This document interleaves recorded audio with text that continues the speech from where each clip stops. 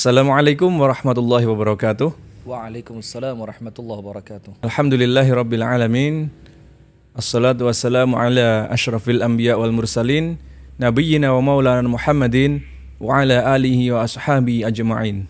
Asyhadu an la ilaha illallah wahdahu la syarikalah wa asyhadu anna Muhammadan abduhu wa rasuluh. Amma ba'd.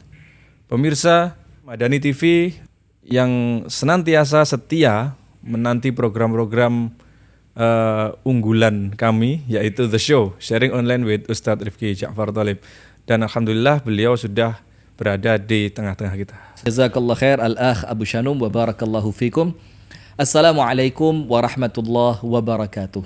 Waalaikumsalam. Bismillahirrahmanirrahim. Alhamdulillahi rabbil alamin. Wassalatu wassalamu ala asyrafil anbiya wal mursalin nabiyyina Muhammadin wa ala alihi wa sahbihi ajma'in, amma ba'du. Allahumma inna nas'aluka ilman nafi'a wa na'udzu bika min ilmin la yanfa'. Pemirsa Madani TV dimanapun Anda berada, puji dan syukur alhamdulillah terus kita haturkan kepada Allah. Dikala saat ini pandemi sedang naik luar biasa, kita oleh Allah masih diberikan kesehatan, alhamdulillah. Walaupun kalau dibilang sehat belum tentu juga ya, karena kita nggak tes ya. Jangan-jangan kalau dites reaktif juga nih. Kalau yang jelas yang penyakit yang sering kita alami, Ustaz. Flu. Bukan. Apa itu? Lapar. Sakit, Ustaz. Sakit lapar ya. Tapi antum sukses dietnya. Nah, maka kita bersyukur kepada Allah, pemirsa sekalian, sehingga hari ini kita masih diberikan sehat walafiat, kita diberikan kesempatan, kita diberikan waktu oleh Allah untuk kembali menyapa pemirsa setia Madani TV dimanapun Anda berada, mulai dari Palembang sampai kemudian di Situ Bondo, sampai kemudian pemirsa Madani TV yang ada di Taiwan, yang ada di Jepang, bahkan yang sampai Qatar ya, sampai apal namanya, Erma Habla. Itu ada di Qatar sana. Alhamdulillah kita bersyukur kepada Allah bisa kembali menyapa pemirsa setia Madani TV. Kemudian salawat beriring salam tak lupa semoga senantiasa terlimpahkan dan tercurahkan kepada suri tauladan kita, kekasih kita bersama, yang insya Allah kelak dengan izin Allah akan memberikan syafaatnya kepada kita bersama, yaitu An-Nabi Sallallahu Alaihi Wasallam, Muhammad ibnu Abdillah. Pemirsa yang dirahmati oleh Allah Subhanahu Wa Taala, sebagaimana yang disampaikan oleh Al-Akh Abu Shanum tadi, itu ana rasain banget. Bukan kisah pribadi. Mulai ngerusamu tentu. Artinya kita ngerasain banget itu memang fenomena ini memang fenomena yang betul-betul sekarang kita lihat. Contoh ya, mohon maaf sekali. Ini mungkin pembukaan yang kurang menyenangkan, tapi kita perlu sampaikan. Coba lihat sekarang. Anak-anak remaja yang mereka saling mencintai itu sampai terkadang, mohon maaf pemirsa ya, dan kita sampaikan boleh ya? Boleh, Ustaz. Boleh. Boleh. Kok antum yang jawab? Kan seharusnya Pak Heru yang jawab. Pak Heru. Begini ya. Kita sampaikan. Sampai kadang-kadang itu si pacar laki-laki ngomong kepada pacar perempuannya, kalau kamu benar cinta sama saya, ayo dong kita hubungan suami istri. Sampai seperti itu. Kejadian nggak? Pernah dengar nggak? Akhirnya si perempuan pun akhirnya na'udzubillah min syarri dzalik, semoga Allah melindungi kita, melindungi anak turun kita semua dari perzinaan. Amin ya rabbal alamin. Akhirnya saking dia ingin benar-benar menampakkan cintanya kepada pasangannya, dia rela mengorbankan kegadisannya untuk sekedar acara-acara yang sebenarnya nggak prinsip banget. Mosok menunjukkan cinta harus dengan hubungan suami istri, padahal mereka belum menikah. Nah, ini salah satu di antara fenomena yang muncul dari judul kita di malam hari ini, jangan mengemis cinta. Ada jangannya ya? Jangan mengemis cinta. Nah, maka sekarang begini. Kita arahkan tema jangan mengemis cinta ini pada rumah tangga, sebagaimana yang kita sepakati di setiap Senin malam ya. Walaupun ya sesekali kita selingi dengan tema-tema yang bukan rumah tangga, tapi tema yang hangat tentunya ya. Kita masukkan kepada kehidupan rumah tangga suami istri. Banyak di antara suami, begitu pula istri yang betul-betul merasa khawatir kehilangan cinta pasangannya. Dia takut kalau sampai kemudian pasangannya itu rasa cinta kepadanya luntur. Dia takut kalau pasangannya itu kemudian mencintai lain, mencintai orang lain.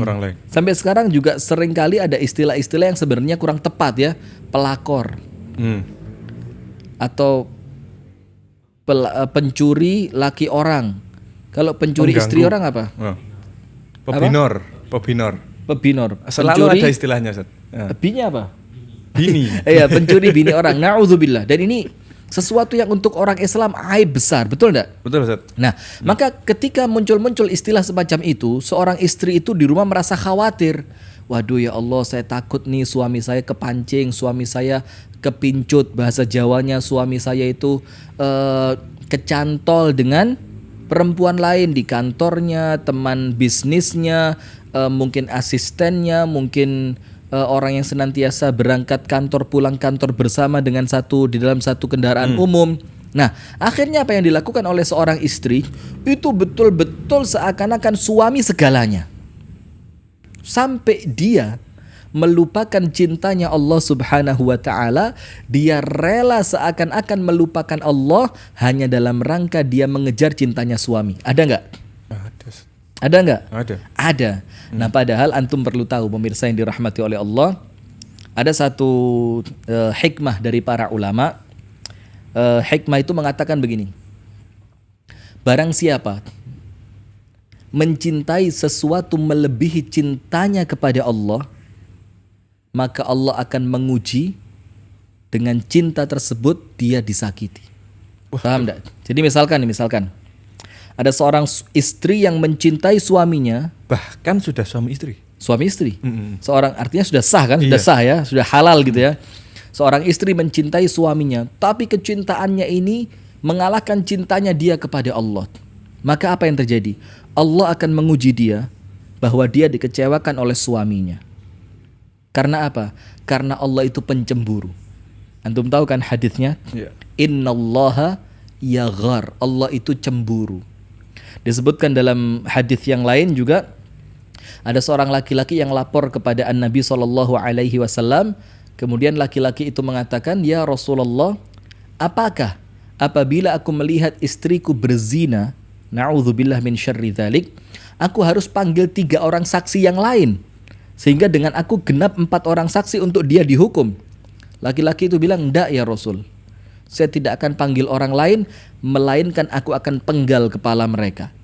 Rasulullah tidak berkomentar. Apa Rasul katakan? Innahu yaghar. Laki-laki ini pencemburu, kata Rasul. Dan kecemburuannya oleh Rasulullah tidak disalahkan. Bahkan orang yang tidak punya kecemburuan kepada keluarganya, itu yang dikatakan salah satu yang tidak akan masuk surga. Atau bahasa istilahnya itu dayuth, ya kan? Dayuth itu yang gak punya kecemburuan. Istrinya jalan sama siapa, suaminya duduk dengan siapa, semobil dengan siapa, itu gak pernah dipikirin sama dia. Itu kehilangan kecemburuan pada keluarganya. Itu disebutkan la yadkhulul jannah. Nah, maka kecemburuan laki-laki ini oleh Rasulullah tidak diingkari. Rasulullah mengatakan innahu yaghar. Laki-laki ini ngomong seperti itu, aku bunuh orangnya ya Rasul, itu karena dia cemburu. Kemudian Rasulullah mengatakan wa ana aghyaru minhu, dan aku, kata Rasulullah, lebih pencemburu dibanding dia. Artinya cemburu ini Islami loh ya.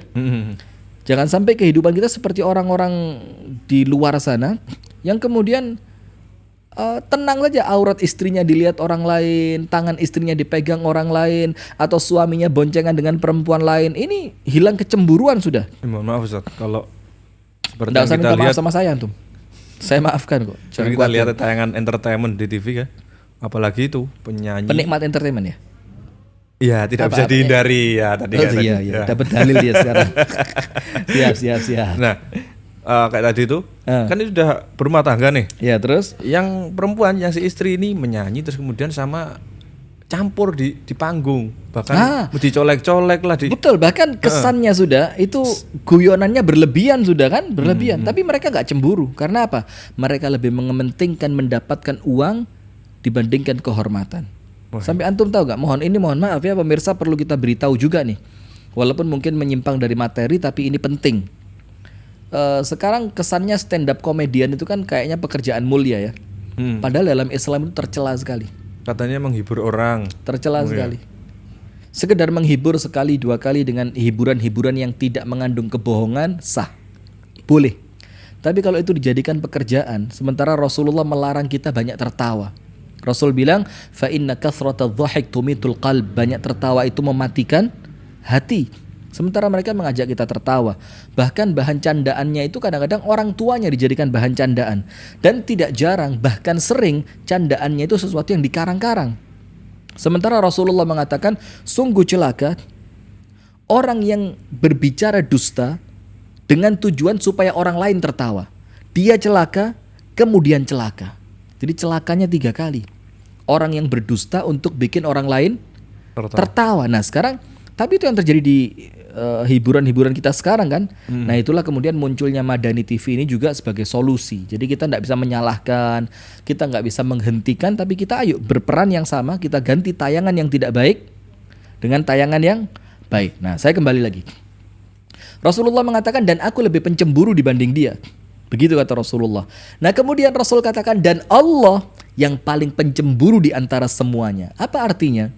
Allah subhanahu wa ta'ala tidak ingin kecintaan seorang hamba kepada apapun itu melebihi cinta mereka kepada Allah subhanahu wa ta'ala. Ketika Allah melihat, dan Allah yang maha melihat, Allah yang maha tahu, Allah yang maha memahami gitu kan ya, Allah maha ngerti, tidak ada sesuatu pun yang tertutup bagi Allah. Ketika Allah melihat hati seorang hamba itu mulai condong kepada selainnya, dan kecondongannya itu sampai memunculkan khawatir ditinggal, khawatir jauh dari dia, sampai untuk meraih cintanya dia rela melakukan apapun, bahkan yang dilarang oleh Allah pun dilakukan. Ini menjadikan Allah cemburu. Ketika Allah cemburu, apa yang Allah lakukan? Allah akan mengirimkan peringatan. Bukan begitu? Nah, maka kalimat jangan mengemis cinta ini perlu diluruskan. Artinya begini, untuk suami istri, ini poin penting, Anda lihat. Hati suami Anda yang Anda sedang khawatir atas kesetiaannya, itu bukan di tangan Anda tapi di tangan Allah. Betul gak? Setuju gak? Jadi jangan setiap suami mau berangkat kerja, jangan derak-lirik ya. Jangan genit ya. Jangan banyak godain orang ya. Jangan gini, jangan. Suami semakin banyak dilarang, semakin membangun mindsetnya. Iya nggak? Iya. Dilarang, lama-lama kejadian. Nah, ini contoh. Khawatirnya begitu. Contoh yang simpel dari Ustadz Hatta, Ustadz. Apa itu? Jangan membayangkan saya memegang apel. Malah dibayangin. Iya. Kalau sekarang orang promosi warung soto gitu ya. Jangan toleh kanan gitu. Toleh kanan. Malah noleh kanan dia. Setelah toleh kanan, oh warung soto ternyata. Nah, maka para istri yang di rumah, tolong diperhatikan. Dan ini rahasia saya sampaikan untuk pemirsa Madani TV ini. Ini rahasia betul. Jangan ngomong-ngomong ibu-ibu ya. Tapi boleh di-share. Rahasia yang boleh di-share ini. Apa itu? Ingat, hati suami Anda tidak di tangan Anda. Tapi hati suami Anda ada di tangan Allah subhanahu wa ta'ala. Ketika Anda mulai mengkhawatirkan cintanya, Anda mulai mengkhawatirkan pengkhianatannya, Anda mulai mengkhawatirkan kegenitannya, Anda mulai mengkhawatirkan teman kantornya, Anda mulai mengkhawatirkan pergaulannya, bukan berarti Anda harus meminta kepada suami Anda, tapi langsung datanglah kepada pemiliknya, yaitu Allah subhanahu wa ta'ala. Itulah An-Nabi sallallahu alaihi wa alihi wa sahbihi wasallam bersabda, "Inna qulubal ibad baina usbu'ain min asabi'ir rahman." Hati manusia itu berada di antara kedua jarinya Allah subhanahu wa ta'ala. Dan bukan sekedar berada di antara kedua jarinya Allah. Tapi apa yang terjadi? Yuqallibuha haitsu sya'. Yang Allah membolak-balikkan hati ini sesuai dengan kehendak Allah subhanahu wa ta'ala. Itulah kenapa Rasulullah ketika berdoa itu apa? Allahumma ya muqallibal qulub, supaya hatinya ditetapkan. Tsabbit qalbi ala dinik, tetapkan hatiku di atas agamamu. Karena Rasul faham betul hati kita itu di tangan Allah. Yang Allah akan membolak-balikkan hati itu sesuai kehendak siapa? Kehendaknya Allah, bukan kehendaknya istri, bukan kehendaknya suami. Nah, oleh sebab itu, pemirsa yang dirahmati oleh Allah, menjadi wajar. Nah, sekarang lihat, apa yang wajar itu? Laki-laki ataupun perempuan, suami ataupun istri. Ketika sesekali dia begitu perhatian dengan pasangannya, di lain hari cuek bebek. Apa cuek bebek itu? Nggak perhatian Nggak sama perhatian. sekali. Itu normal. Kenapa? Hatinya dia tidak tetap pada satu keadaan. Senantiasa berbalik dia. Nah, terkadang dia begitu ramah dengan Anda, sesekali muncul Biasa. emosinya. Sekali Muncul biasa, emosinya. biasa aja. Terkadang dia begitu memanjakan Anda dengan apa yang Anda minta. Terkadang dia melalaikan apa yang Anda minta. Itu biasa. Maka memintanya, memohonnya, jangan hanya kepada suami atau istri Anda, tapi langsung memintanya kepada siapa? Kepada Allah. Kepada Allah Subhanahu wa ta'ala. Nah, di sini berarti apa? Berarti mengemis cinta itu, ini yang kita maksudkan cinta manusia loh ya. Kalau mengemis cintanya Allah ya tentu Tentu harus ya. bukan harus lagi ya wajib, Wajib, ini wajib. ya. Mana mungkin ya, gymnya ini gym Jawa wajib ini. Wajib. Wajib ini. Nah, jadi Gym Jawa. tidak mungkin kita tidak mengemis cintanya Allah. Karena apa? Kalau kita cinta kepada Allah Azza wa Jalla itu normal banget. Allah yang kasih kita makan, Allah kasih kita minum, Allah kasih kita sehat, Allah kasih kita hidup, Allah kasih kita ceria, Allah kasih kita bahagia. Kalau kita tidak cinta sama Allah, keterlaluan. Tapi yang hebat itu apa? Ketika Allah yang cinta sama kita. Keinget quote-nya Ustadz kemarin. Ustadz siapa lagi? Ya Ustadz Rifki. Saya Ustadz tuh? Iya. Baru tahu saya. Baru tahu. Iya. Wali atau Ustadz? Makomnya udah beda. Ya. Quote bagus sih. Saya ingat. Apa Bang. itu? Apa itu? Allah, Saya malah yang ngomong nggak ingat. Allah kirimkan nikmat untuk kita, kita kirimkan dosa untuk Allah. Kebalik. Kita Iya, benar. kirimkan dosa kepada Allah, Ya. Allah turunkan turunkan nikmat nikmat. buat Oh, kita. Jadi kita ini semakin berdosa, Allah seakan-akan masih ngasih waktu, tetap sehat, tetap kaya, tetap ceria, dan itu kita perlu introspeksi. Masa artinya begini, artinya Allah yang sebaik itu, masa kita tega terus-terusan berbuat maksiat?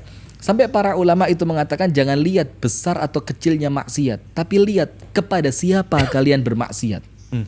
Jadi kalau sekedar ini kan dosa kecil, iseng dikit lah, namanya manusia. Jangan dilihat kecilnya, tapi lihat kepada siapa kalian bermaksiat. Kepada zat yang tidak pernah lalai memberikan nikmatnya kepada kita. Kepada zat yang tidak pernah lalai penjagaannya untuk kita. Kepada zat yang tidak pernah sedikit pun melalaikan kita dari nikmat dan karunia-Nya. Kan gak pantas. Itulah kenapa kita katakan kemarin, salah satu bentuk ibadah yang paling keren itu ibadah karena malu kepada Allah. Merasa malu kalau tidak beribadah. Nah, maka sekarang kita lihat ketika seorang ini kita artikan tetap manusia ya. Jadi mengemis cinta, suami mengemis cinta kepada istrinya, istri mengemis cinta kepada suami yang seakan-akan ayolah kamu cintain saya, kurang apa sih saya ini? Kamu minta apa saya kasih, kamu perlu apa saya siapkan, kamu mau melakukan apa saya berikan. Aku seakan-akan sampai pokok cintaku itu hanya kamu gitu. Ini bikin Allah cemburu dia. Padahal apa? Padahal Anda tidak mungkin bisa mendapatkan cintanya manusia apabila itu tidak dikehendaki oleh Allah Subhanahu wa ta'ala. Berarti kembali kepada yang awal tadi. Jangan hanya mengetuk pintunya suami, jangan hanya mengetuk pintunya istri, tapi ketuklah pintunya siapa? Allah Subhanahu wa ta'ala. Nah, ada satu hadis yang menarik. Hadis ini merupakan hadis yang sahih dan sering disampaikan oleh para mubaligh, para penceramah, para ulama, sering sekali disampaikan, yaitu hadis mengenai cintanya Allah kepada manusia. Antum pernah dengar? Ketika Allah Subhanahu wa ta'ala mencintai manusia, idza ahabballahu 'abdan, apa yang terjadi? Nada Jibril, Allah panggil malaikat Jibril. Dipanggil sama Allah. Dan ini artinya apa? Allah menampakkan cintanya kepada seorang hamba di hadapan malaikat yang termulia. Antum bisa bayangin. Ketika Allah yang mencintai antum misalkan ya, Abu Shanum gitu ya. Amin. Allah, amin ya rabbal alamin. Amin. Itu Allah cinta kepada Abu Shanum dan Allah panggil Jibril. Dan disebut nama antum, Jibril, aku cinta kepada Abu Shanum. Apa yang terjadi? Maka kamu Jibril aku perintahkan mencintai dia. Akhirnya Abu Shanum dicintai Allah dan dicintai oleh malaikat Jibril. Selesai kan? Belum. Allah setelah mengikrarkan cintanya kepada Abu Shanum, kemudian malaikat Jibril mencintai Abu Shanum, apa yang terjadi? Malaikat Jibril nada fi ahlis sama. Semua malaikat di langit yang 7 dikumpulkan sama malaikat Jibril. Dibilang apa? Wahai malaikat, saksikan Allah mencintai si fulan dan aku mencintai si fulan, maka kalian aku perintahkan semuanya mencintai si fulan. Akhirnya semua malaikat mencintai dia. Sampai sini belum. Allah cinta, malaikat Jibril cinta, seluruh malaikat yang mulia mencintai dia. Apa terakhirnya? Ketika dia mendapatkan cintanya Allah, ketika dia mendapatkan cintanya malaikat Jibril, ketika dia mendapatkan cintanya seluruh malaikat langit, fayudha'u lahul qabulu fil ard. Akhirnya orang ini di muka bumi diterima oleh penduduk bumi, dicintai oleh manusia. Nah, itu awalnya apa? Dia mendapatkan cintanya siapa? Cintanya Allah. Artinya untuk Anda merebut cintanya manusia, rebut dulu hatinya, rebut dulu apa? Cintanya Allah. Ketika Allah sudah cinta, Allah yang menggerakkan hatinya manusia untuk cinta kepada Anda. Jangankan suami, jangankan istri, kecil. Ini manusia semuanya. Tapi ingat, Anda ingin dicintai seluruh manusia itu mustahil. Tapi yang dimaksudkan dicintai semua orang di sini, Anda dicintai oleh orang-orang yang taat kepada Allah. Anda dicintai oleh orang-orang yang baik. Kalau ahli maksiat benci dengan kita, wajar. Wajar, karena mungkin kita nahi munkar kan. Sehingga mereka menganggap kemaksiatan yang itu menurut mereka nikmat, kita mencegah mereka dari itu. Nah, maka yang diartikan di sini, ketika Anda mendapatkan cintanya Allah, maka cintanya manusia pasti Anda dapatkan. Nah ini Ustaz, fenomena pencitraan. Ini termasuk fenomena mengemis cinta nggak sih? Pencitraan di hadapan pengemis. Pencitraan. Misalnya ini kan gelandangan, tunawisma gitu.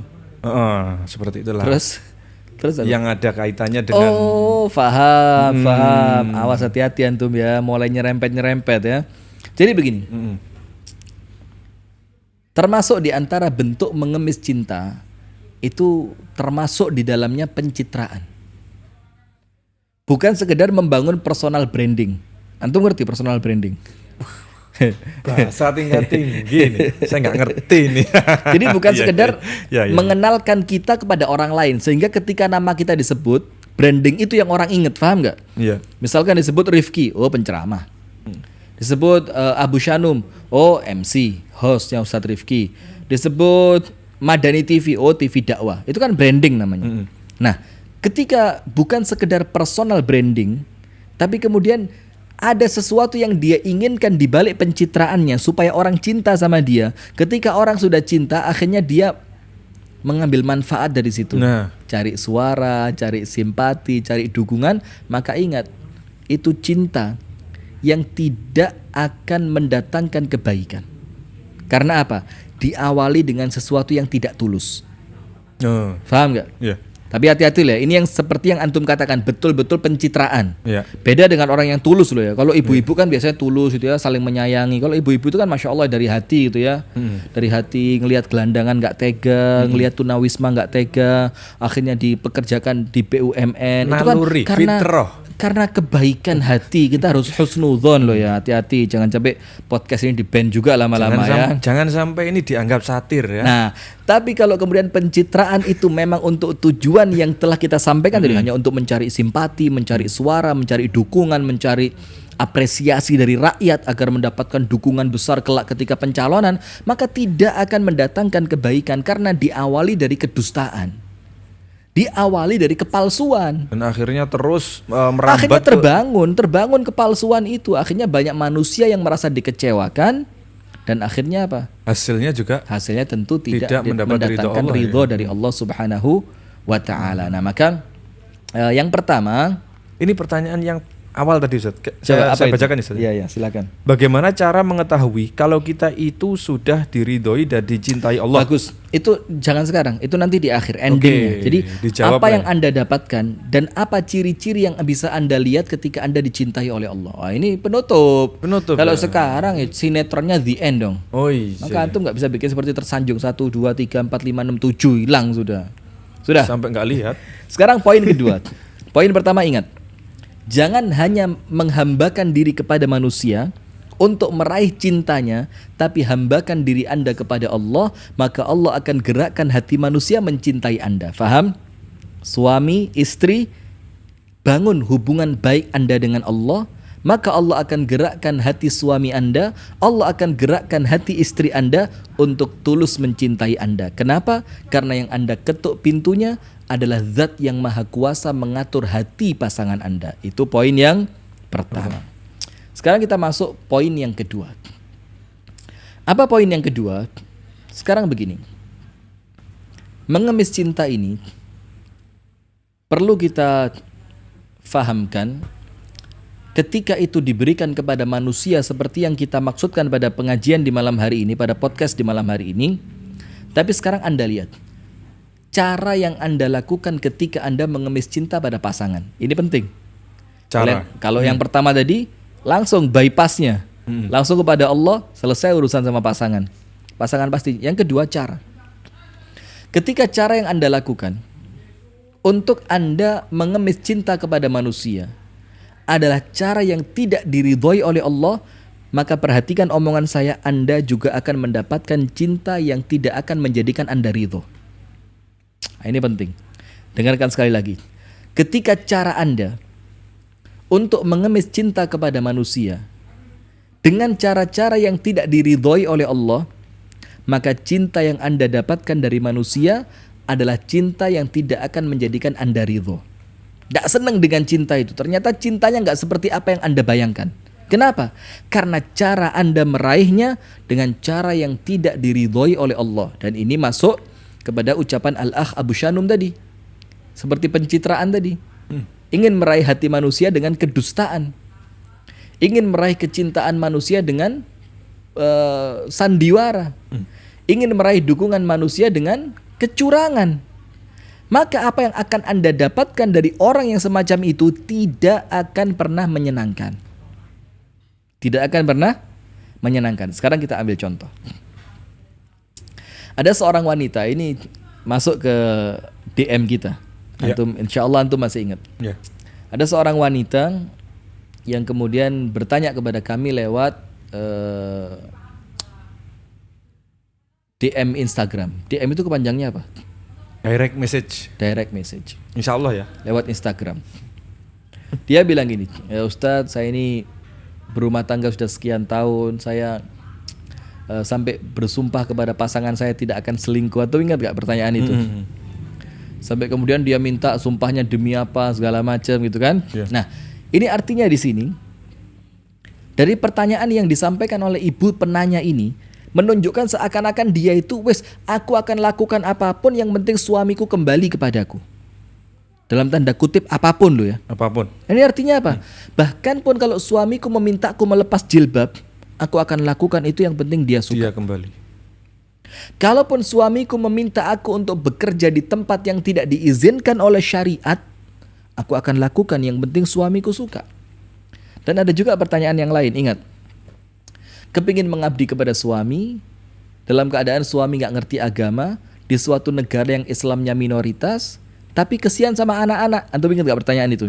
Saya kepingin Ustadz anak-anak saya bisa baca Al-Quran dengan baik, bisa ngerti sholat dengan baik, tapi bagaimana pekerjaan saya di negara ini? Suami saya juga orang warga asli sini, walaupun dia mu'alaf, tapi kan mungkin sekedar syahadat di awal saja.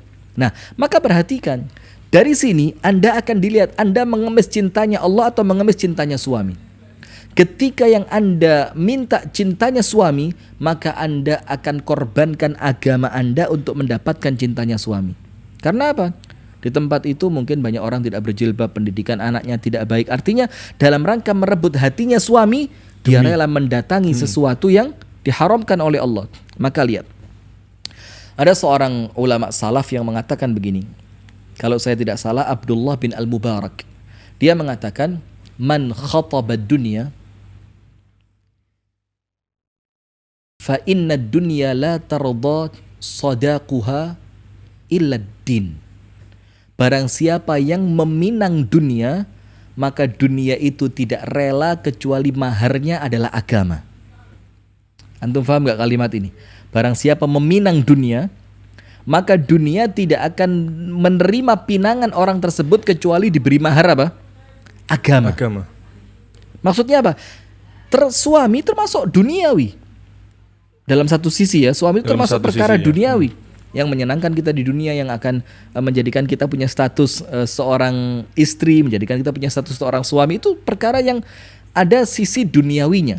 Apabila kita meraih itu, maka apabila tidak dikembalikan kepada Allah, apa yang terjadi? Maka dia, cinta itu akan meminta dari kita untuk kita mengorbankan agama kita untuk meraih cintanya suami atau istri. Dan itu cara. Sudah ada telepon masuk mungkin? Sudah ada telepon masuk ya? Oh, belum ada. Ya. Nah, maka di sini pemirsa yang dirahmati oleh Allah Subhanahu wa taala, pada poin yang kedua perlu diperhatikan. Ketika Anda mengemis cintanya pasangan, Anda lihat dulu, tidak selalu haram. Ingat ya, tidak selalu haram, bisa jadi halal. Kapan dia menjadi halal? Ketika cara, wasilah yang Anda jalankan untuk meraih cintanya pasangan Anda, itu cara yang diridhoi oleh Allah. Contoh dalil begini. Rasulullah sallallahu alaihi wa alihi wa sahbihi wasallam bersabda, yang artinya, barang siapa di antara wanita yang meninggal dunia, matat wa zawjuha anha radhin, dalam keadaan suaminya ridho kepada dia, apa yang terjadi? Dakhalatil jannah, maka tempatnya perempuan itu ada di surga. Jadi kalau ada perempuan, kita bilang seorang istri ya, karena dia punya suami. Seorang istri yang meninggal dalam keadaan suaminya ridho kepadanya, maka tempat istri itu di surga. Dalam hadis yang lain dikatakan begini, di antara ciri-ciri wanita penghuni surga itu adalah al-a'udu ala zaujiha, seorang istri yang senantiasa kembali kepada suaminya. Dia menampakkan cinta yang begitu tulus kepada suaminya. Dia menampakkan pengabdian yang begitu total kepada suaminya. Idza ma ghadibatha alaih ja'athu. Kalau suami bikin dia marah, jadi yang di sini dalam kalimat ini yang bikin marah itu suami, yang salah suami. Tapi dibilang dalam hadis tersebut apa? Ja'athu, si istri yang datang kepada suaminya. Padahal yang salah siapa? Suami. Ini kan dalam rangka mengemis cintanya suami, tapi caranya syar'i. Boleh dia. Ja'athu, si istri datang kepada suami, kemudian si istri itu mengatakan apa? Sekali lagi, yang salah suami. Si istri bilang, fatadha'u yadaha fi yadihi, maka si istri itu meletakkan tangannya di atas tangan suami. Wa taqulu, kemudian dia mengucapkan, la adzuqu ghamdhan hatta tardha, saya tidak akan tidur di malam hari ini sampai kamu ridho sama saya. Kenapa? Karena khawatir. Hati-hati, istri itu kalau tidur dalam keadaan suaminya tidak ridho dan kemudian ternyata dia meninggal dunia, wah ini bahaya. Maka dikatakan di sini ada unsur dalam hadis ini melakukan apapun yang diinginkan suami dalam koridor syar'i untuk meraih cintanya siapa? Cintanya suami. Itu poin yang kedua. Berarti kalau caranya benar, Anda mengemis cintanya suami dengan cara yang benar, Anda mengemis cintanya istri dengan cara yang benar, maka itu adalah perkara yang terpuji. Perkara yang terpuji. Sekarang, bagaimana caranya? Bagaimana cara meraih cinta suami? Kalau istri, ya tentu dengan menjadi istri yang sholihah. Oh, sudah ada telepon masuk sepertinya. Baik, kita terima. Kita terima dulu ya. Halo, assalamualaikum. Pas jam 9 ya. Waalaikumsalam warahmatullahi wabarakatuh. Dari Bapak siapa di mana? Saya dari Majalengka, Jawa Barat. Dari Majalengka, Jawa Barat. Silakan Bapak. Ya, saya mau ini ngobrol, mau mempertanyakan ini. Silakan. Ustaz. Silakan. Saya kan kerja di suatu perusahaan. Ini masalah dunia kan gitu kan. Yang saya tangkap itu kan, saya pengen usaha di saya kan kerja di bank swasta. Saya pengen usaha tapi belum benar-benar belum, intinya belum siap di modal gimana Ustaz. Baik, Anda ada niatan resign nggak dari bank? Ada niatan keluar nggak dari bank konvensional itu? Saya udah ada niatan. Masya Allah. Baik.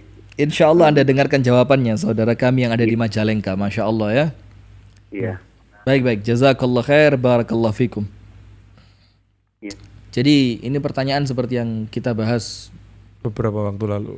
beberapa bulan yang lalu ya, sebelum pandemi bahkan mungkin ya, yang sama Mas Tony itu ya. Ya. Jadi begini, apabila Anda meyakini bank konvensional itu adalah haram karena dia bergelut pada perkara-perkara ribawi, dan semua ulama sepakat riba itu haram. Riba itu hukumnya haram dan tidak mendatangkan keberkahan, tidak akan mendatangkan ketenangan, tidak akan menjadikan ibadah Anda khusyuk, doa Anda mungkin oleh Allah tidak diterima karena masuk ke dalam tubuh Anda dari harta yang haram. Anak-anak mungkin susah menjadi anak-anak yang solih dan solihah karena diberi makan dari harta yang tidak baik, tidak halal. Nah, maka Anda nomor satu harus memiliki niatan yang kuat. Tapi ingat, Allah Subhanahu wa ta'ala adalah zat yang maha tahu. Allah bisa mengukur kekuatan niat Anda. Allah bisa melihat ketulusan niat Anda. Dan apabila niatan itu benar, kuat, tulus, ikhlas hanya karena Allah ingin meninggalkan apa yang Allah haramkan, pasti Allah kasih jalan. Pasti. Ya. Cuma terkadang kita tuh niatnya masih setengah-setengah. Keluar nggak ya? Keluar nggak ya? Sekarang gaji udah mulai naik nih, udah mulai 7 juta nih. Tunjangan sekian, pinjaman yang dikeluarkan sekian. Akhirnya niatannya itu belum kuat. Apa yang mungkin nanti kalau membangun usaha bisa berhasil? Nah, itu bisikan syaitan. Nah, akhirnya apa? Ketika niat memang tidak kuat, maka tentu setan akan punya besar peluang menggoda Anda untuk akhirnya tidak keluar. Maka nomor satu, pasang niatan yang kuat, niatan yang tulus, niatan yang ikhlas karena Allah. Poin kedua, Rasulullah bersabda, "Man taraka syai'an lillah awadahu Allah khairan min." Barang siapa meninggalkan perkara haram karena Allah, ini janjinya Allah. Apa itu? Allah pasti berikan untuknya ganti yang jauh lebih baik. Ya tinggal Anda percaya kepada Allah dan Rasulnya atau tidak. Itu poin kedua. Kemudian poin yang ketiga, ingat, orang yang berhijrah tidak semuanya langsung sukses, langsung mudah, langsung nikmat hidupnya. Tapi terkadang ada beberapa ujian dan Anda yakini saja, ya boleh jadi ujian ini untuk menghapus kesalahanku sebelumnya. Oh, ujian ini mungkin untuk membersihkan hartaku dari kotoran-kotorannya. Sehingga ketika Anda belum sukses, ya tadi kan ceritanya mulai usaha tapi ya belum ada modal segala macam. Bismillah, ikhtiar terus. Ketika Anda tidak sukses, coba lagi. Dan yang terakhir, yang keempat, banyak minta doa kepada Allah Subhanahu wa ta'ala. Doa yang tulus di sepertiga malam yang terakhir. Wallahu ta'ala a'lam bissawab. Ada lagi yang masuk? Belum. Kita bacakan dulu Ustaz ya. Baik, satu silakan. pertanyaan. Ini Ustaz, apakah menikahi pelakor itu termasuk takdir dari Allah? Ini pertanyaan menarik ini. Baik. Jadi ini udah berumah tangga nih Ustaz. Baik. Nah, gimana? Jadi begini. Ini pertanyaan berat tapi ringan. Ringan tapi berat. Ya bisa dibolak-balik. Sekarang begini. Semua yang terjadi di alam dunia tidak ada yang terlepas dari takdir ketetapan Allah. Kapan itu? Setelah terjadi. Sebelum terjadi, Anda tahu dari mana bahwa itu takdir Anda. Anda bisa memilih takdir-takdir yang lain. Itulah kemudian yang kita fahami dari ucapan Amirul Mukminin Umar Ibnul Khattab. Ketika beliau meninggalkan kampung yang di dalamnya terdapat penyakit ta'un, untuk akhirnya tidak jadi masuk ke kampung tadi, Umar mengatakan apa? Aku pergi dari satu takdir untuk menuju takdir yang berikutnya. Nah, maka artinya sekarang begini, ketika itu sudah terjadi, itu takdir Anda. Ketika itu belum terjadi, Anda bisa memilih jauh yang lebih baik. Tapi ingat, perbuatan Anda saat ini mengantarkan akan kemana takdir Anda. Faham ya? Jadi kalau memang hidup Anda di dunia pelakor-pelakor ini, ya nikahnya tidak akan jauh dari itu. Jadi apa yang Anda lakukan sekarang, itu akan mengarahkan Anda kepada takdir Anda. Itulah kenapa para sahabat Nabi, ketika Rasulullah menjelaskan kullun muyassarun lima khuliqalah, setiap orang akan Allah mudahkan atas apa yang Allah ciptakan dia. Misalkan dia diciptakan untuk surga, akan mudah jalan ke surga. Apabila dia diciptakan untuk neraka, akan mudah jalan menuju neraka. Itu para sahabat bukan malah tawakal, oh ya wes kalau gitu kan udah ditentukan. Tapi mereka semakin semangat. Karena apa? Berarti kalau saya ditakdirkan ke surga, saya semangat ibadah. Berarti bagaimana caranya saya mendapatkan takdir surga? Harus semangat ibadah. Nah, berarti termasuk seperti Bapak yang dari Majalengka tadi, Ustaz ya? Ya betul, untuk Memilih. menjemput ibadah. Memilih.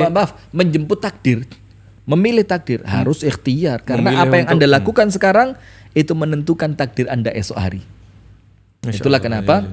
wal tanzur nafsum ma qaddamat lighad. Hendaknya setiap manusia itu memperhatikan apa yang dia lakukan untuk hari esoknya. Wallahu taala a'lam bissawab. Kita lanjutkan ya, ada telepon masuk. Ada telepon masuk ya. Halo, assalamualaikum. Waalaikumsalam. Ya, assalamualaikum. Waalaikumsalam warahmatullahi wabarakatuh. Silakan, dari Bapak siapa di mana? Bapak Didi di Kalimantan Selatan. Masya Masya Allah, Allah. Kalimantan Selatan, Baik. Bapak Didin. Kalimantan Selatannya mana, Pak? Di daerah Kabupaten Banjar. Banjarmasin, keluarga saya banyak di sana. Alhamdulillah. Silakan, Bapak. Kurang Banjar kah? Belum guring kah? Silakan, Bapak. Silakan pertanyaannya. Ya,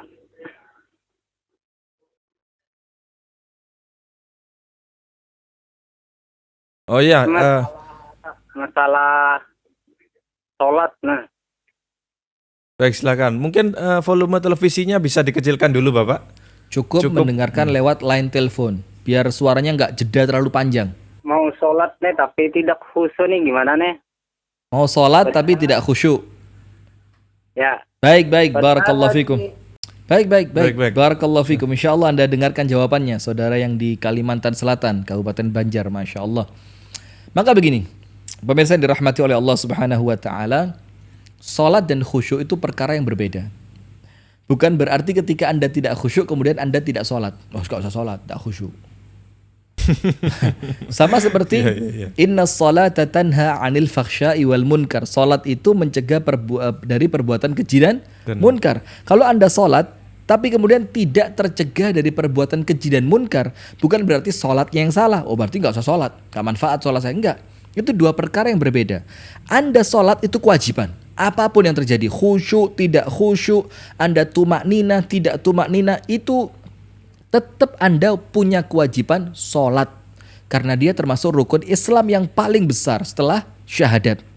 Nah, tapi kemudian ketika Anda sudah mulai sholat, maka perlu ikhtiar untuk mendapatkan khusyuk dalam sholat.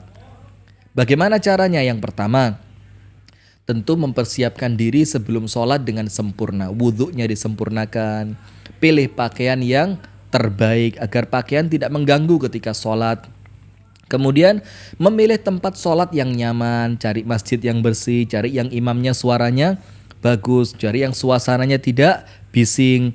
Yang berikutnya Anda memahami arti bacaan sholat.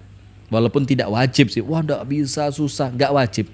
Tapi ikhtiar, minimal surat-surat yang sering Anda baca Anda memahami artinya. Seperti tentunya suratul Fatihah yang merupakan rukun sholat. Anda fahami artinya sehingga ketika Anda sholat, imam membaca suratul Fatihah, misalkan Anda ikut membacanya silahkan, tapi terbersit di pikiran Anda bukan toko, bukan jalan raya, bukan motor, bukan mobil, tapi apa? Arti dari apa yang dibaca oleh imam. Kemudian surat-surat pendek yang lain seperti Al-Ikhlas, An-Nas, Al-Falaq, Al-Fil, At-Takatsur, dan surat-surat pendek itu Anda fahami artinya untuk memudahkan Anda khusyuk di dalam sholat. Dan tentu meminta kepada Allah agar kemudian Anda diberikan khusyuk di dalam sholat. Wallahu ta'ala a'lam bissawab. Satu lagi, ada yang masuk nih, Ustaz. Halo, assalamualaikum. Halo, assalamualaikum. Waalaikumsalam warahmatullahi wabarakatuh. Baik, silahkan. Dari siapa di mana? Itu Bondo bukan? Itu Bondo Ustaz. Ini situ Bondo, Ustaz. Silahkan, Ustaz. Silakan, Ustaz. Silakan. Ukhta Filiana. Assalamualaikum Ustaz. Waalaikumsalam warahmatullahi wabarakatuh. Barakallahu fiik. Barakallah. Ini Ustaz tentang cinta ya Ustaz ya. Mantap. Ini Udah punya suami belum? Ini tentang Ustaz, tentang mencintai seorang wali gitu ya Ustaz. Enggak, ya. tunggu dulu. Ini Ukhti Filiana udah punya suami belum? Belum Ustaz. Ana doain mudah-mudahan dapat yang baik. Amin ya rabbal ya alamin. Allah amin. gini Ustaz, Mencintai seorang kekasih Allah, wali. mencintai seorang kekasih Allah seperti Syekh Abdul Qadir itu sampai Naam. mengalahkan apa itu namanya Allah dan nabinya gitu ya. Saya bisa pahami pertanyaannya. Naam, barakallahu fiik. Kemudian Ini pertanyaannya? bagaimana Ustaz? Ya, Naam, bagaimana Ukhti Filiana. hukumnya? Insyaallah. Yang kedua Ustaz, Oh, 2. Baik. ya, ini apakah ini juga takdir Ustaz? Seorang pemuda mencintai nenek, seorang nenek itu nenek itu kaya, apa mencintai neneknya, apa mencintai kekayaannya itu Ustaz? Ini susah tanya sama saya, tanya sama pemudanya seharusnya ini. Karena yang nikah bukan saya. Nggak bisa baca niat orang Ustaz ya? Nah, barakallah, kita jawab secara umum saja. Iya. Ini Ustaz. Naam. Jazakallahu Wa iyyak jazakallahu khairan barakallahu fiki. Waalaikumsalam warahmatullahi wabarakatuh. Pertanyaan pertama dari pemirsa setia Madani TV di situ Bondo, Ukhti Filiana. Pertanyaan yang pertama itu bagaimana dengan mencintai kekasih Allah tapi akhirnya ada kesan melebihi cintanya kepada Allah dan Rasulnya Sallallahu Alaihi Wasallam. Sekarang begini Ukhti Filiana dan pemirsa Madani TV, kita mencintai kekasih Allah itu hukumnya wajib. Karena kekasih Allah adalah mereka yang dicintai oleh Allah. Dan mencintai orang-orang yang dicintai oleh Allah itu ibadah. Sampai kita ada doanya kan, Allahumma inni as'aluka hubbak wa hubba man yuhibbuk wa hubba amalin yuqarribuni ila hubbik. Ya Allah, aku meminta cintamu dan aku meminta cintanya orang-orang yang mencintaimu. Dan aku meminta kepadamu cinta kepada amalan yang mendekatkanku kepada cintamu. Jadi mencintai orang-orang yang mencintai Allah itu ibadah. Nah, tapi kemudian cinta kita kepada mereka itu dengan kita menghormati mereka, kita mendengarkan ucapan mereka, kita mendoakan mereka, meminta doa ketika mereka masih hidup, begitu ya. Ketika mereka telah meninggal dunia, kita membaca sejarahnya, kita mendoakannya dengan doa-doa yang baik, kemudian kita mengikuti jejak kesolihannya. Tapi ketika sampai kemudian melebihi batas-batas yang diajarkan oleh syariat, seperti sampai kemudian meminta ke kuburannya tapi mintanya bukan kepada Allah, langsung kepada orang yang telah meninggalnya. Ini sudah dilarang. Karena dia meminta kepada selain Allah. Dia nyebut namanya wali tadi. Tolong doaku dikabulkan, anakku mau kuliah supaya anakku cepat lulus kuliah. Nah, ini sudah musyrik. Perkara yang mengeluarkan dia dari agama Islam. Misalnya ada wali namanya Omaro gitu Ustaz ya. Terus Wali Omaro itu, Wali Omaro tolong anak. Jadi minta tolongnya bukan lagi kepada Allah. Atau kemudian melakukan ritual ibadah-ibadah tertentu yang tidak disyariatkan oleh Allah dalam rangka memuliakan wali tersebut. Ini tentu dilarang. Nah, maka poinnya ada 2. Nomor 1, mencintai kekasih Allah itu ibadah. Poin yang kedua, mencintainya dengan cara yang diajarkan oleh syariat. Dengan apa? Mengikuti jejaknya, meminta didoakan olehnya ketika mereka masih hidup, mendoakannya ketika mereka telah meninggal dunia, mengikuti suri tauladan yang baik darinya, seperti itu. Pertanyaan kedua, ini materiana masih panjang banget padahal. Kita cut dulu teleponnya ya. Pertanyaan yang kedua mengenai seorang anak yang mencintai nini. Nini itu nenek-nenek tua. Tapi nenek tua ini kaya, ya dia pantas dicintai sih. Begini. Kemudian itu bagaimana Ustadz cintanya? Itu cinta nininya atau cinta hartanya? Jangan tanya saya. Iya, ya nggak bisa tahu nih. Tanya sama Al-Akh Abu Shanum aja. Nah, maka begini, secara umum kita jawab. Secara umum lah ya. Secara umum, mohon maaf Ukhti Filiana dan kepada seluruh pemirsa, kita tidak bisa menilai niatan orang lain. Kita tidak bisa menilai niatan orang lain. Jangankan kita, malaikat pun ketika Anda beramal, itu malaikat tidak tahu Anda ikhlas atau tidak. Dalilnya apa? Orang yang mati syahid dengan tujuan kepingin dikatakan pejuang, itu sama malaikat ditulis mati syahid. Sampai di hadapan Allah baru oleh Allah diadili. Apa yang kamu lakukan? Aku mati syahid ya Allah. Kemudian Allah bilang tidak, kamu mati di medan perang supaya dibilang kamu pejuang, kamu pemberani. Artinya apa? Malaikat pun kan tidak tahu niatan itu. Nah, maka kita tidak boleh menohok, menjudge orang lain pada urusan niat. Walaupun nampak secara umum itu nggak mungkin lah anak muda cinta sama nenek-nenek. Paling dia cuma cari hartanya. Itu suudzon seperti ini yang perlu kita hilangkan. Kita tutupi dari saudara kita apa yang buruk, kita doakan kebaikan untuknya. Nah, maka jangan sampai kita mulai masuk ke dalam ranah yang kita tidak berada dalam ranah itu. Tidak berada dalam medan itu. Apalagi ketika mewujudkan cinta itu sesuai syariat, misalnya dinikahi, itu kan itu kan sah sekali. Tidak ada yang aib, tidak ada aib di sana. Sah sekali. Tidak ada aib.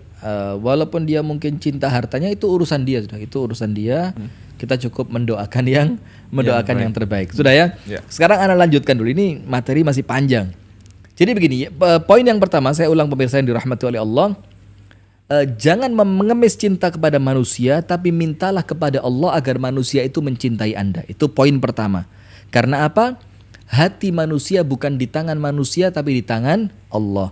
Poin yang kedua, cara untuk mengemis cinta ada yang terpuji, ada yang tercela. Ketika cara Anda mengemis cinta kepada suami dengan cara yang sesuai syariat, taat kepadanya, Anda senantiasa tersenyum di hadapannya, Anda senantiasa menyenangkan hatinya, wajah Anda senantiasa enak dipandang olehnya. Cara-cara seperti itu dalam rangka meraih cintanya suami, dalam tanda kutip mengemis cintanya suami, maka itu terpuji. Tapi ketika dengan cara yang tidak benar, misalkan Anda sampai rela ketika suami minta lepas jilbabmu, kalau kamu gak lepas jilbab, kamu gak cinta sama aku, akhirnya dilepas jilbabnya. Ini cara yang tidak terpuji. Maka Anda mengemis cinta suami dengan cara yang tidak syar'i, itu justru mendatangkan dosa dan Anda pasti kecewa. Itu poin yang kedua. Sekarang poin yang ketiga. Pemirsa yang dirahmati oleh Allah Subhanahu wa taala, sambil antum lihat pertanyaan di kolom komentar ya. Pada poin yang ketiga, Rasul sallallahu alaihi wa alihi wa sahbihi wasallam bersabda dalam sebuah hadis yang sahih yang artinya adalah akan celaka penghamba dinar, akan celaka penghamba dirham, akan celaka penghamba pakaian, akan celaka penghamba makanan. Ta'isa wantakas wa idza syika lam yuntaqash. Mereka akan celaka, mereka akan kecewa apabila tertusuk duri, mereka tidak akan selamat. Artinya apa? Artinya kecintaan itu sedikit dari bentuk penghambaan. Maka tidak mungkin antum menghamba kepada Allah dalam keadaan antum tidak cinta kepada Allah. Bentuk cinta kepada Allah, bentuk ibadah kepada Allah, salah satunya dengan mencintai Allah. Nah, maka hati-hati. Ketika cinta itu mulai berlebihan, sampai menjadikan cinta Anda itu menjadikan Anda lalai kepada Allah, maka cinta itu adalah cinta yang akan menjerumuskan Anda pada keburukan. Ini poin yang ketiga. Jadi celaka penghamba dinar, celaka penghamba dirham, celaka penghamba pakaian, celaka penghamba makanan. Mereka celaka dan akan sengsara. Di sini Rasulullah SAW mengisyaratkan kecintaan kita kepada apapun selain Allah jangan sampai melebihi cinta kita kepada Allah Subhanahu wa taala. Jangan sampai kemudian cinta kita kepada selain Allah menjadikan Allah Subhanahu wa taala itu dilupakan di dalam hati kita. Jangan sampai kecintaan Anda kepada istri, kecintaan Anda kepada suami, kecintaan Anda kepada pasangan menjadikan Anda lupa kepada Allah pemilik cinta. Sekarang perhatikan. Yang menjadikan Anda mencintai suami siapa? Allah. Yang menjadikan suami mencintai Anda siapa? Allah.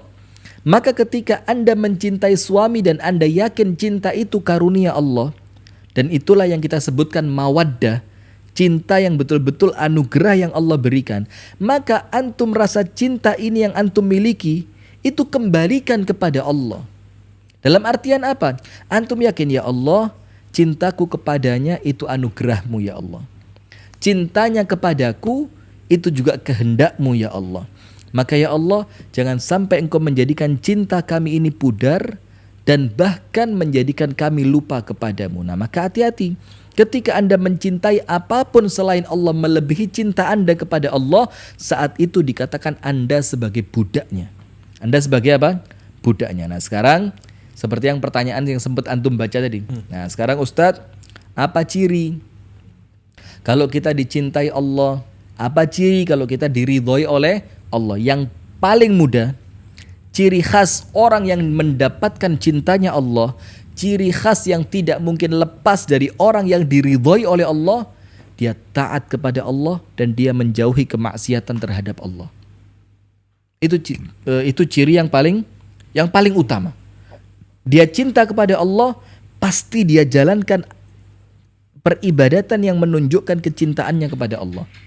Dia cinta kepada Allah, tentu dia tidak akan menjadikan Allah kecewa dengan dia bermaksiat kepada Allah. Itu ciri yang paling mudah dilihat. Nah, sekarang begini.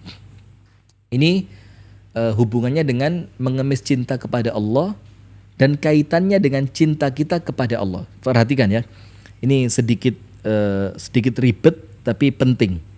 Antum mudah-mudahan paham ya, karena biasanya kan rotok ruwet gak paham ya. Iya, Ustaz.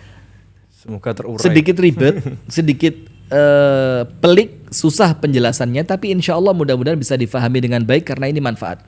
Sekarang begini, kita ingin dicintai oleh sesama manusia. Kita ingin dicintai oleh pasangan hidup kita dengan cinta yang tulus. Begitu kan? Dalam keadaan kita juga perlu cintanya Allah. Maka sekarang begini. Yang pertama, jangan Anda risaukan cintanya manusia terlebih dahulu. Tapi Anda kejar dulu cintanya Allah. Apapun yang terjadi pada pasangan Anda, apabila Anda telah dicintai oleh Allah, maka Anda tidak akan kecewa. Contoh, apabila Anda merupakan orang yang dicintai oleh Allah, maka cintanya Allah itu akan mendatangkan sakinah. Cintanya Allah ini untuk orang-orang yang dicintai oleh Allah mereka akan dikaruniai apa? Sakinah. Sakinah itu tenang, nyaman, tidak ingin jauh, ingin senantiasa dekat, itu namanya sakinah karena merasa sukun dan cocok sudah. Nah, itu adalah buah dari ketika Anda dicintai oleh Allah. Sekarang lihat, ketika Anda dicintai oleh Allah, kemudian Anda mendapatkan istri yang maaf ya, level cantik itu level 10, KW 10. Apa? Cantik KW 10 nih apa ini? Ya sudah cantiknya sudah tidak bisa dibilang cantik lah. Tapi tetap Anda akan bahagia dengannya. Anda akan tetap bisa mencintainya. Karena apa?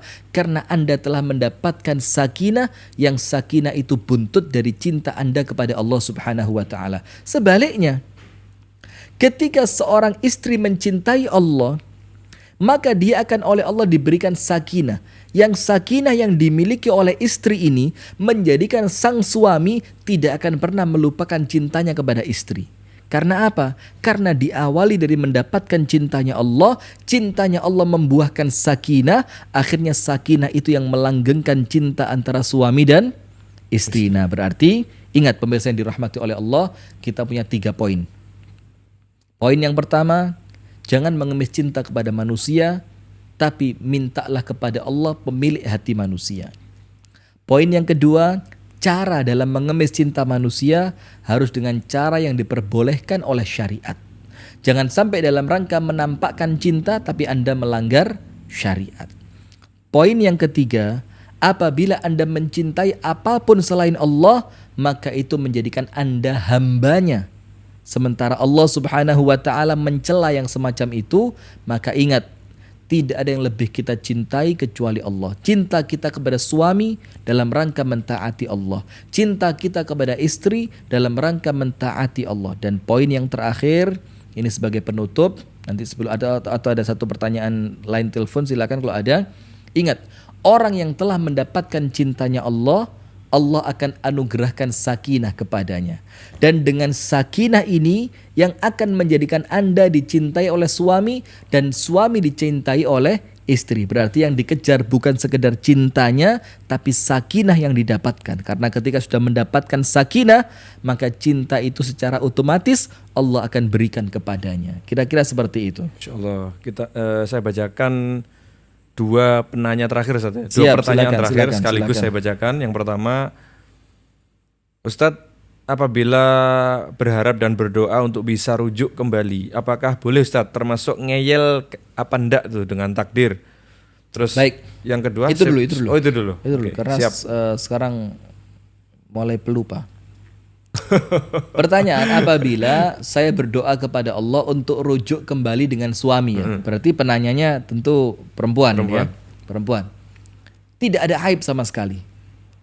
Ketika Anda melihat suami Anda orang yang baik dan Anda melihat rumah tangga Anda sebelumnya yang rusak bisa diperbaiki, dan apabila Anda melihat dengan rujuknya Anda akan baik untuk anak-anak Anda, maka Anda berdoa untuk rujuk itu bukan aib sama sekali. Karena apa? Rujuk itu termasuk salah satu di antara tuntunan syariat. Maka boleh Anda rujuk dan itu bukan aib. Tapi kalau suaminya buruk akhlaknya, suaminya tidak baik ibadahnya, tapi Anda ingin rujuk karena ketampanannya, karena kekayaannya, maka ini hati-hati. masalahnya. Itu artinya Anda sudah menyampingkan cinta kepada Allah Demi. dan Anda ingin mendapatkan duniawi. Hati-hati. Wallahu taala a'lam Kita bishawab. terima satu lagi kayaknya Baik. telepon, ada Baik. beberapa yang masuk tadi ya. Satu lagi. Halo, assalamualaikum. Waalaikumsalam warahmatullahi wabarakatuh. Mungkin volume televisinya bisa dikecilkan dulu Bapak. Oh iya. Cukup dari telepon. Baik, dari Bapak siapa di mana? Dari Heri di Kalimantan. Bapak Heru di Bapak Kalimantan. Heru di Kalimantan. Ahlan wa sahlan. Bapak Heri. Bapak Bapak Heri. Ya. Salah satu huruf loh ya. Salah satu Tapi huruf. bahaya. Bisa beda orang. Bos Silakan Madani. Pak Heri. Silakan. Ini mau bertanya. Silakan. Saya kan menikahi perempuan Kristen baru Muslim gitu. Ya. Mu'alaf. Kalau saya ya, kalau saya yang jadi imamnya, apakah dia kan belum tahu cara sholat, dia cuma mengikuti saja gitu. Apakah sahkah dia mengikuti sholat saya gitu? Baik. Ah, Begini Apakah dia begini Pak Heri, sebelum Pak Heri tutup ya, saya Yes. mau tanya dulu ya.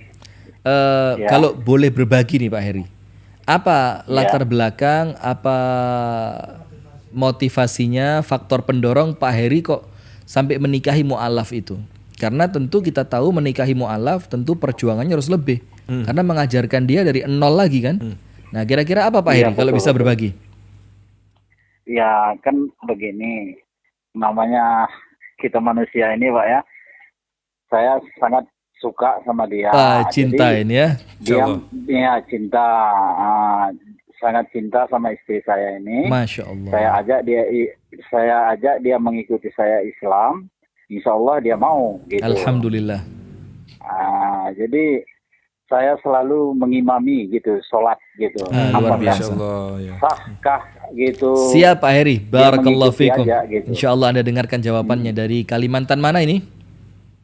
Kalimantan Utara, Pak. Kalimantan Utara. Tadi selatan, sekarang utara. Pas, tinggal timur dan barat ini yang Ya. belum. Tengah belum? Siap Pak Heri. Insya Allah Pak Heri dengarkan jawabannya. Barakallahu fiik, jazakallah khairan. Jadi istrinya Pak Heri ini ceritanya mu'alaf.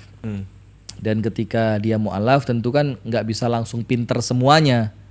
Bahkan sholat pun sebagian bacaan belum hafal. Bagaimana kalau Pak Heri sebagai suami menjadi imam istrinya yang mu'alaf tadi, tapi istrinya itu hanya sekedar ikut-ikutan saja tanpa dia tahu bacaannya. Sholatnya sah Pak Heri. Dalilnya apa? Fattaqullaha mastata'tum. Bertakwalah kalian kepada Allah sesuai kapasitas kemampuan kalian. La yukallifullahu nafsan illa wus'aha. Allah tidak akan membebani seorang manusia di atas batas kemampuannya. Nah akan tetapi yang perlu Pak Heri ajarkan pertama kali adalah rukun sholat yang paling utama, yaitu membaca surah Al-Fatihah. Baca Al-Fatihah, yang lainnya diam boleh, sah sholatnya. Kalaupun Al-Fatihah belum hafal, diganti dengan ucapan tasbih. Kalaupun tidak semuanya bisa, cukup diam saja mengikuti gerakan Pak Heri, karena memang dia tidak mampu, maka insya Allah sholatnya sah. Wallahu ta'ala a'lam bissawab. Nah, yang kedua Ustaz. Iya, silakan. Ustaz, suami saya mu'alaf. Ini mu'alaf lagi. Mu'alaf, Bagaimana cara memberikan pengertian yang paling baik menurut Islam untuk suami saya? Satu lagi, apakah seorang istri Pengertian harus... tentang apa ini? Nah, ini pengertian maksudnya pengetahuan mungkin Ustaz. Pengetahuan. Pengertian tentang pengetahuan. Nah, Apakah seorang istri harus selalu memberi maaf ketika suami berbohong? Dua pertanyaan berarti. Siap. Jadi begini. Memang kita sampaikan dan kita berkecimpung di dunia mu'alaf ini udah kira-kira 2 tahun atau 3 tahun terakhir ya. Sekitar itulah. Sekitar 3 tahun terakhir lah, 3 Ramadan, 3 Iya, Ramadan 3 depan Ramadan. ini ya. Nah, maka memang kehidupan mu'alaf itu beraneka warna. Dan mohon maaf ya, penuh dengan problem. Banyak di antara mereka yang masuk ke dalam agama Islam itu tidak sekedar masuk, tapi mereka masukkan pula masalah-masalah yang mereka punya. Dan antum mungkin udah puas betul dengan cerita itu ya. Ada yang dikejar-kejar suaminya, ada yang dikejar-kejar hutang, ada yang kemudian diusir oleh keluarganya. Artinya memang mereka ini orang-orang yang pantas untuk kita tolong. Pantas kita curahkan perhatian kita kepada mereka. Nah, tapi juga ingat, apabila Anda menikah dengan seorang mu'alaf, tentu ada konsekuensinya. Anda harus memahami kekurangan dia dalam urusan agama. Dan Anda harus siap membimbingnya dalam perkara agama. Terus sekarang bagaimana caranya? Nomor 1, apabila Anda tidak mampu membimbing secara langsung, maka Anda dekatkan dia kepada majelis ilmu. Itu wajib. Maka kita di Mu'alaf Center ada pengajian untuk mu'alaf-mu'alaf itu. Dan perkara yang paling penting dia fahami di awal keislamannya adalah perkara mengenal Allah subhanahu wa ta'ala. Aqidah. Tauhid, mengesahkan Allah subhanahu wa ta'ala. Anda fahamkan dia. Bisa lewat ceramah-ceramah di YouTube, bisa lewat ceramah-ceramah di televisi Islam. Apalagi ini masih pandemi juga. Apalagi di masa pandemi begini ya, bisa lewat buku-buku yang Anda belikan, nanti dibaca bersama. Dan yang paling mudah tentu dengan mendengarkan tausiah. Kemudian kalau dia sering berbohong, ya itu perkara lain. Jadi antara mu'alaf dan sering berbohong ini perkara lain. Banyak mu'alaf yang nggak berbohong kan, ya bahkan sebagian besar.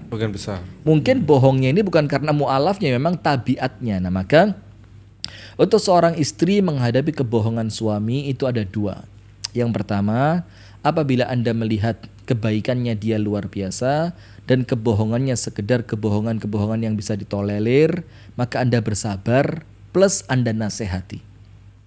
Jadi sabar atas kebohongan itu dan Anda menasehatinya dan Anda doakan dia kepada Allah. Tapi kemudian ketika kebohongannya itu berlanjut, kebohongan-kebohongan yang besar, kebohongan-kebohongan yang berkaitan dengan mungkin orang ketiga, kan namanya rumah tangga ya. Maka tentu Anda bisa mengingatkannya. Apabila Anda lihat dia tidak bisa lagi diperbaiki, maka tentu Anda punya pilihan untuk melanjutkan pernikahan Anda dengannya atau Anda akan meninggalkannya. Jadi seperti itu kira-kira. Wallahu ta'ala a'lam bissawab. Baik, yang lain ini mungkin? Sepertinya ini sudah habis juga Ustaz di kolom komentar ini. Oh, masih ada satu kayaknya Ustaz. Kita jawab atau gimana Ustaz? Iya ya, apa itu? Loh, kok hilang? Nah ini. Kalau seorang istri meninggalkan rumah anak dan suami itu hukumnya gimana Pak Ustaz? Cuma begitu saja Ustaz. Nusyuz. Nusyuz itu adalah pembangkangan seorang istri kepada suami. Di antara bentuk nusyuz itu adalah istri meninggalkan rumah suami tanpa sepengetahuan suami. Apapun alasannya. Kalaupun suami Anda jahat, Anda tidak punya hak meninggalkan rumahnya kecuali atas izinnya. Kemudian Anda mengajukan khulu' namanya. Khulu' itu pengajuan tuntutan cerai. Maka istri yang meninggalkan rumah suami tanpa sepengetahuan suami itu nusyuz, itu dosa besar seorang istri kepada suaminya. Dan apabila itu berlanjut, maka tidak ada kewajiban suami untuk memenuhi haknya istri, seperti memberikan uang finansial, uang belanja, itu tidak lagi wajib kalau istri melakukan nusyuz. Tapi awalnya perempuan yang melakukan nusyuz itu oleh Al-Quran ada 3 tahapan untuk mengobatinya. Yang pertama, tidak diajak berbicara. Kalau tidak lagi bisa sadar, pisah ranjang. Kalau tidak lagi bisa sadar, maka boleh dipukul dengan pukulan yang tidak menyakitkan. Artinya ada tahapannya. Perempuan-perempuan yang kalian khawatirkan nusyuznya mereka. Tapi kalau sudah terjadi, maka itu ada di tangan suami, karena ini merupakan pelanggaran yang besar, apalagi sampai meninggalkan rumah. Wallahu ta'ala a'lam bissawab. Dan kami nasihatkan kepada para wanita ya, kepada para perempuan, sudah betahlah Anda di rumah suami. Karena apa? Di luar sana Anda belum tentu menemukan orang baik. Khawatirnya Anda keluar dari mulut singa pindah ke mulut buaya. Ini mengkhawatirkan ya kan, maka sudah bismillah, banyak doa sama Allah, banyak tawakal kepada Allah, minta kepada Allah, ibadahnya yang baik, yang sopan kepada suami, insya Allah semuanya akan menjadi baik. Amin, ya rabbal amin, ya rabbal alamin. alamin. Karena memang waktunya juga sudah larut malam nih Ustaz ya. Kena jam malam. Masih jam malam Ustaz ya? Masih, bukan masih ya, baru mulai ini, baru mulai. Baru mulai. Maka kita mohon pamit kepada pemirsa dimanapun Anda berada. Kita tutup the show pada malam hari ini dengan doa kafaratul majelis. Subhanakallahumma bihamdik asyhadu an la ilaha illa anta astaghfiruka wa atubu ilaik. Walhamdulillahirabbil alamin. Ada kurangnya, ada sesuatu yang kurang berkenan di hati para pemirsa, kami mohon maaf yang sebesar-besarnya. Wassalamualaikum warahmatullahi wabarakatuh. Waalaikumsalam warahmatullahi wabarakatuh.